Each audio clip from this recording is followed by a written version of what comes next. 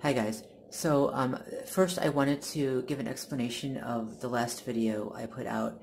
I had actually, I made that video yesterday and I uploaded it yesterday, but I kept it on private only because I hadn't edited it yet. And I was just too tired to edit it last night, so I did that today, and that's why it's posted today. But yesterday was an absolutely miserable day, and so was last night. In the morning, there was the light thumping, and it was just a thumping and a rumbling from upstairs on and off. I did try to capture some of it, but it's difficult to record something that faint and that light. Last night, it was happening as well, and so I kept two things on. One, my cell phone camera with recording with the audio, and another, a handheld recorder I have that should be able to pick up more. I don't know if it has, so I have to listen to that. But I know my cell phone did not pick up much of it because it was very light and it was just a thumping and rumbling on and off till maybe about 12 midnight or something. But anyway, so yesterday I had to go out, and right from the start they had people on me. Okay, you know, I got into the elevator, nobody was there. Then we stopped at another floor. This guy got in, and you know, he kind of he made the gesture, and I asked him in a friendly tone. I said, "Hey, you know, I can't really tell. Are you Russian or Ukrainian?" Because he looked like one of the two. He really looked Eastern European. And then he said, "No, and I'm not going to say what he said he was, but the answer he gave was, he said it's the same thing that I am on one side of my family." So, and he actually looked at his cell phone before he answered that. He looked at his cell phone, waited for a few seconds, and then gave the answer. So it was a little weird. Right. So then as I was walking to the store, some guy started following behind me, and he started making references to what I said in my in the video about targets being lab rats. He started making comments about how, yeah, it's like having animals, wild animals running around your home, and you know, crazy things, and just referencing certain comments that I made in that video. And I wish that my stupid phone would have picked this up, but it got some of his mumbling as he passed me, but by that point it doesn't sound like he's saying anything weird or bad. He's just talking into his phone. So what can I do? At the store, right, in every aisle, you know, there was someone, not in every aisle, but wherever I needed to be, because they knew what I was going to get. You know, they didn't have what I wanted. Of course, the one thing, you know, the one thing that I needed was not on the shelf. And when also the sanitizer that I used was not there. They had other sanitizers. It's not like they were out of it. You know, they're cleaning. But the one kind that I needed, they didn't have. And so there was some woman who made a comment about the very one that I was going to get, saying, "Oh, you shouldn't be so picky. You know, you don't have to get the same thing every time. You can get, you know, try something new," or something like that. I don't remember exactly what she said. And I'm just thinking, damn it, you know, every single day. It's just, and you know, Sundays the swarms come. I don't know if it's training day for these swarming vermin, but the swarms come on Sunday, and the Saturdays too. This is why I don't like going out on the weekends. So then I go to another aisle. I did need to get water, and they knew I was going to get that. And so, of course, there were people there. And as soon as I walked into the aisle, it started. There was a man and a woman talking. And the guy, honestly, I don't know. You know, he was tall. He was white. He looked like he could have been a biker, but not really. You know, he looked kind of tough. And I don't know. And the woman, I think she sounded kind of Brooklyn Jewish. I'm not sure. I'm trying to ascertain the accents there, so she starts talking very loudly to him about someone who had their face burned, and you know, they start talking about this person. I'm not going to give her name, and who was burned very badly, and oh, what a shame, which is strange because, you know, the night before I had a dream where someone got burned very badly, and I mentioned that in the apartment. So it's kind of weird, you know. But again, that's directed conversation. They let you know that they can hear what you're saying in the apartment.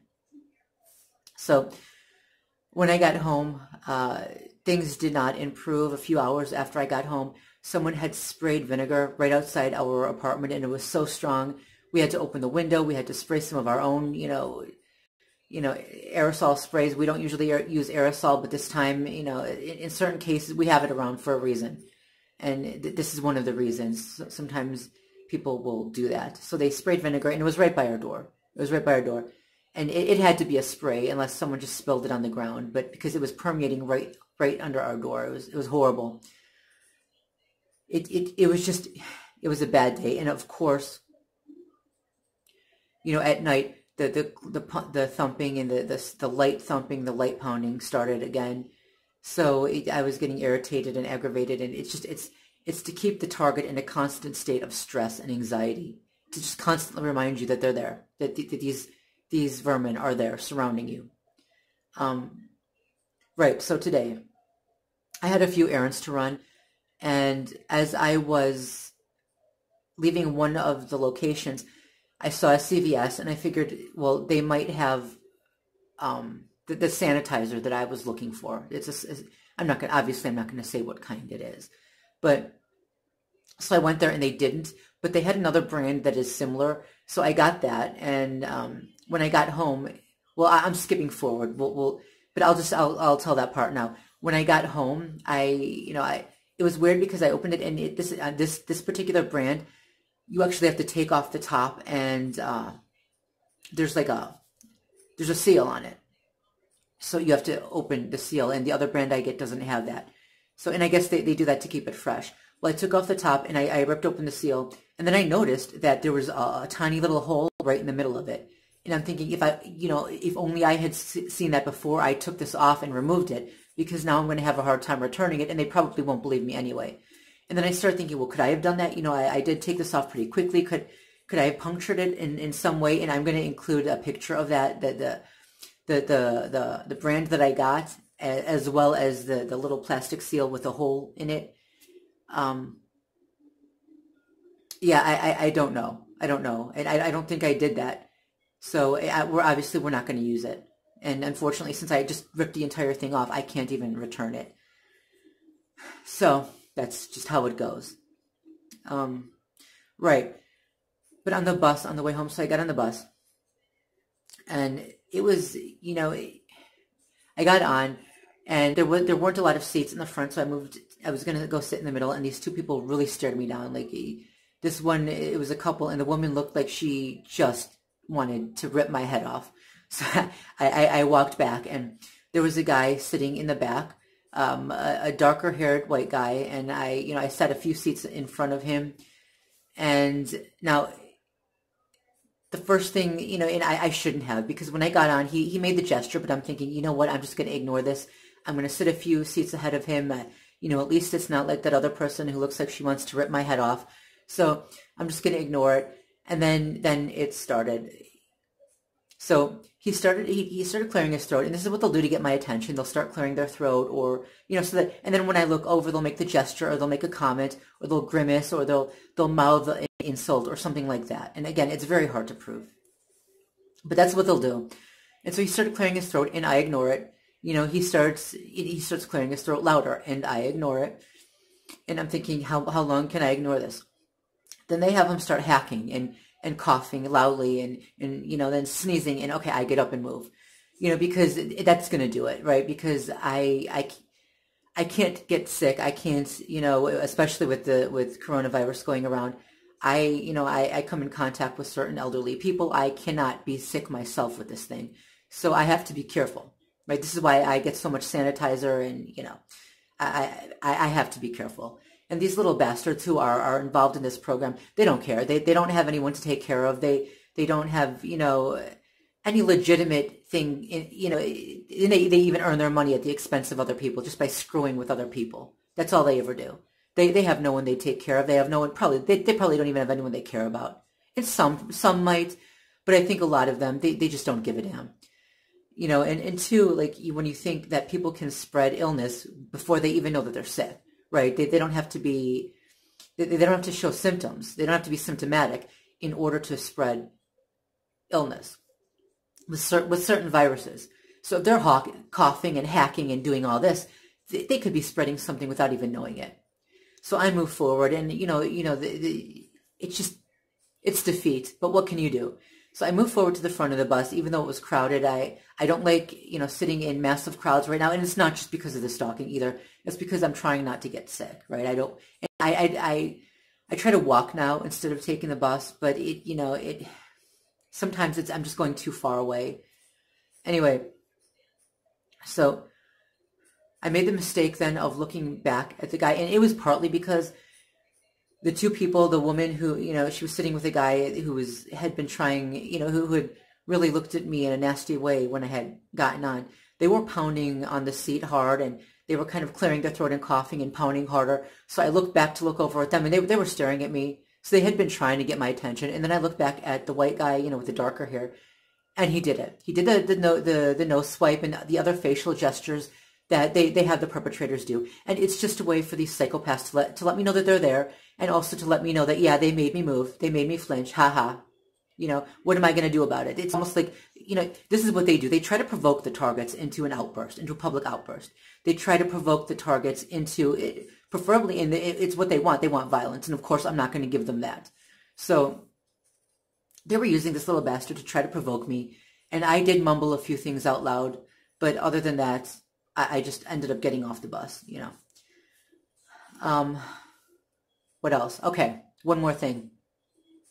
So I typically don't look at my online medical chart, but I've started to, just because I want to know what's being written about me, and some of it is pretty fair. But today I noticed something bad. I looked through my history, and I noticed my history is, and since I didn't look at it before, I don't know if it had been written down wrong the first time, or if someone has been changing it. Because, so for a few things, let me see, what was it? So for February 5th, 2019, they have me written down for, first of all, seeing someone. My doctor asked me if I wanted to see some kind of, I don't know if she was a therapist or a social therapist, something, just to help me deal with the situation that's going on, because I told her a little about what's going on, and she says that she's heard about this happening to other people, and she says I can talk to someone who might know, what to do. Okay, fine. I figured if they heard about this happening to other people, fine. And I'm thinking I might have made a mistake by saying something, because even though the woman seemed nice, who I spoke with, I just looked in my file, and I think this is the same woman. I'm not sure, but I don't know. I assume this is the same woman I spoke with. She wrote down that that I was looking for possible mental help or help with social psychiatric. I don't know what, not psychiatric, but something. What did she say? I forget. But regarding hacking, and hacking was in quotes, and quote unquote people out to get me. Now, the way that's worded, it sounds like paranoia. That's all it sounds like. He thinks people are out to get him. That sounds bad. It doesn't sound like there's a legitimate reason to be afraid. It sounds like it's paranoia. Okay? And even hacking, she put in quotes. Now, it is not so unreasonable to assume that in our culture today, someone is going to get hacked or doxxed or hunted down in real life. These things happen all the time to a lot of people. Okay? To just assume right away that it's paranoia or this is insanity. It's in fact, it comes close to all-out deception. Writing it down that way, and this is what I explained in my last video. Certain things, when they're written down certain ways, they sound, it's almost like it's intended to give people a false idea of what's going on. People are going to read that and assume something that's false. All right, when it's worded like that, someone is going to assume that I'm just paranoid instead of the truth, which is that something actually happened.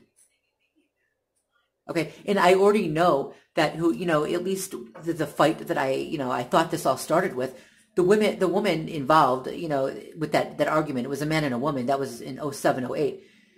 I did see my home address and my home phone number and my full name on her blog. So I know she put my information out there. It's not like that didn't happen. So, I mean, I guess I should have taken a screenshot of it so I would have physical proof that it happened. But even then, I don't think that would have mattered. When you have someone who is crooked and who might have wicked intent, they're going to word things in a way that sounds as negative as possible. Also, other things, along that same timeline, in the same timeline, it shows another woman who marked me down for being a current smoker. Folks, I haven't smoked in years. And in part of my chart, it says never smoked, which is also false. I'm a former smoker, and I let them know that ahead of time. In other parts of my chart, it does say former smoker, which is correct. But this person, whoever this is, and this is a different person from the woman I saw, and I don't know who this person is. I don't even think I saw her. She wrote me down as being a current smoker in 2019, which is a lie. I haven't smoked cigarettes. God, when did I stop? In 2011, 2012, sometime around there. I don't know. I don't remember. Another thing, it has me written down as being celibate since 2012. No. I've been pretty much celibate my entire life. Okay, I choose to remain celibate for certain reasons. But even still, I did engage in sexual relations one time, and that was in 07, 08. One time. I've been celibate ever since. So I made that known. So something is wrong. And I don't know if it's being written down wrong initially or if someone is going in and changing the chart. I don't know what to say anymore.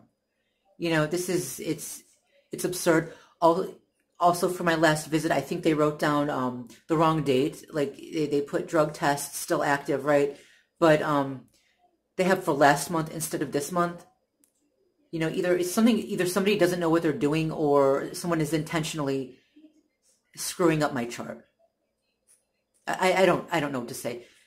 I don't know what to say. And this has nothing to do with the woman I saw last time. This has nothing to do with the behavioral health specialist, if that's what she was called. She seemed nice, right? And she doesn't seem to have written down anything too negative about me. So I don't know what to say. Anyway, I'm gonna end this now. It was a long day yesterday. It's been a pretty long day today, and I'm hoping it won't be a very long night, and I'll actually be able to get some sleep. Peace.